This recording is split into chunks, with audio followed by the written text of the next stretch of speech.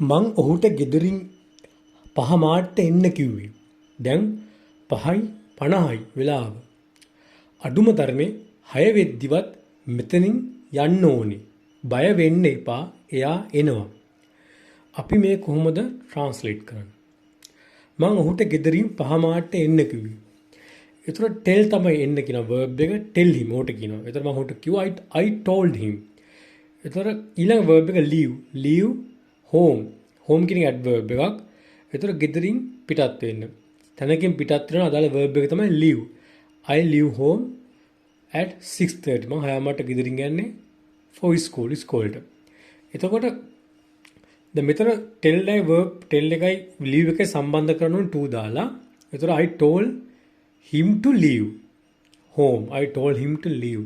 එතන මේක past tense දෙන්නේ කිව්වනේ past tense. එතන I told him to leave home at 5:30 am. එතන මේ වෙලාව සම්බන්ධ කරන්න at කියන ප්‍රොපොෂන් එක දානවා. I told him to leave home at 5:30 pm. දැන් 5:50යි වෙලාව. මේක am is සවාක්‍රතාව. එතන it is අතින් දා කරනවා it එක. මෙතන it is at 5:50 කියලා කිව්වොත් ඒක තියෙන්නේ 5 මාට්ට. ඒතර at දැම්මොත් වැරදි. මේ වෙලාවක් ඇද it is 5:50 am now. now කියන adverb එක. it is 5:50 am now. අඩුම ධර්මයේ 6 වෙද්දිවත් මෙතනින් යන්න ඕනේ. we should go අපි ආ යුතුයි. අන්න. ඒතර මෙතන තැනකින් යනකොට අපි භාවිතා කරන leave. ඒතර here කියන adverb එක leave here. මෙතනින් යන්න.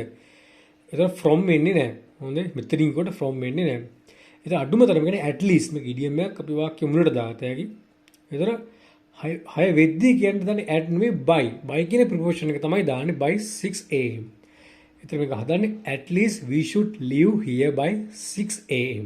at least we should leave here by 6 am. බය වෙන්න එපා. මේක කමාන්ඩ් එකක්. මේක worry තමයි. වද වෙනවානේ. කියන්නේ පරක් වෙයි කියලා වද වෙනවා. පැනික් නෙමෙයි. පැනික් කියන්නේ මොකක් හරි එකපාරට ගින්නක් එතුනම වෙන ෆීලින් එක. ඒ බයයි මේ බයයි දෙකක්. ඒතර පැනික් කියන්නේ verb එක. don't panic නෙමෙයි. don't worry. worry කියන verb එකක්. don't worry. බය වෙන්න එපා. එයා එනවා. come තමයි verb එක. මේක future continuous වලින් භාවිතා කරන්න පුළුවන්.